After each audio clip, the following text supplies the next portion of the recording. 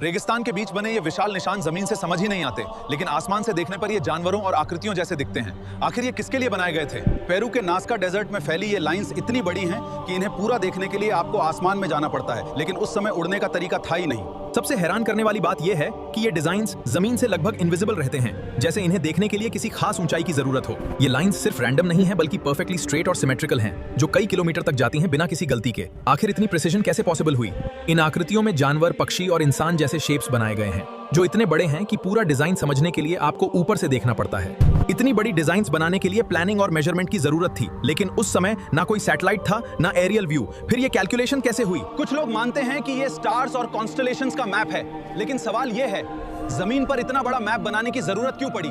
कुछ थियरीज कहती हैं कि ये किसी एंशिएंट कम्युनिकेशन सिस्टम का हिस्सा थे, लेकिन ये किससे कम्युनिकेट करने के लिए बनाए गए थे, ये आज भी मिस्ट्री है। सबसे शॉकिंग बात यह है कि ये लाइंस हजारों साल बाद भी मिटी नहीं हैं, जैसे इन्हें किसी खास तरीके से बनाया गया हो जो समय को भी हरा दे। कुछ लोग इसे एलियंस से जोड़ते हैं, क्योंकि ये डिजाइन्स सिर्फ आसमान से ही साफ दिखते हैं, लेकिन क्या सच में ये किसी और के लिए बनाए गए थे?